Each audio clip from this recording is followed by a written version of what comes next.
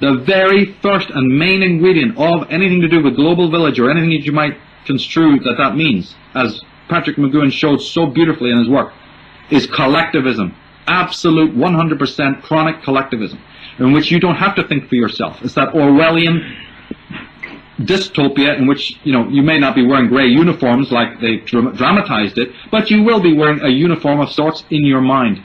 Today, all the kids, the teens, everybody in the world that you can think of today, from Tokyo to West Coast America to Venice Beach, everybody has an illusion of individualism. Everybody has an individual, because they can wear this fashion, they can be into that fashion, they can, drink this kind of coffee, and they can like that TV show. It's all an illusion, a veneer of individualism or difference, when in fact underneath it, it's a complete samity.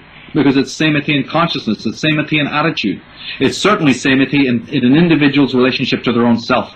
They're not interested in their own self. They're running away from their own individuality. They can't wait to join some other group or get married or whatever it might be, to lose themselves in some cause. And so even in the so-called conspiracy movement, I noticed this same trend. I'm going to be very blunt about it, that even in this great movement, you still see some of that same,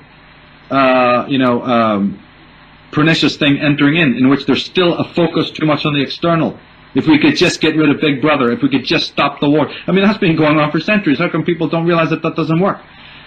Because people are in the groove of losing their selfhood in any way that they can.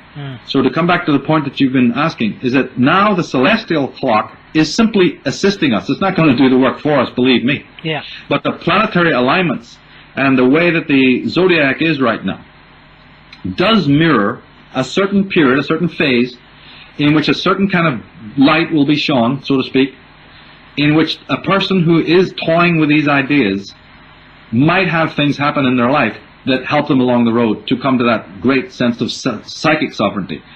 And then what happens on the other side is that those who resist it will have hell on earth.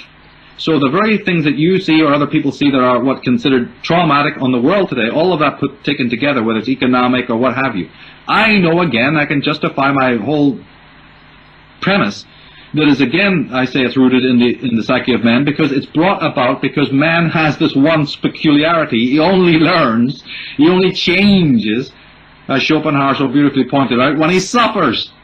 So the other side of this dynamic, the other side of the psyche, like Carl Jung said, that which you do not make conscious will appear in front of you as fate.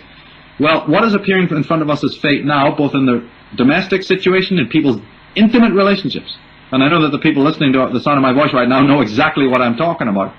And in the work environment, and then in the love life environment, and then the social environment, all that meltdown, I don't know how many ways I can say it, but I'll say it again, is based on the psyche of the individual. That reality is projected from the reality of how you relate and see yourself, highly colored by the conditioning that you've had from that world. Obviously, it's a feedback loop. The way you see yourself is based on how people have made you see yourself and so on. But you've got to untangle yourselves from that cross. You've got to come down from that twisted rope where there are these two demons on your shoulder, the demon of how the world has made you see yourself, and then how you yourself inwardly have corroborated in that dictatorship and do see yourself. So at 2012, there's a chance now that the glue fades and you can pull apart.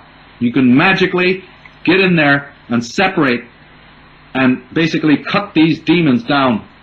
The demon of how you've been conditioned, you can get a handle on that, and this own inner punitive voice that makes you far less than who you can be, you have the chance to wring its frickin' neck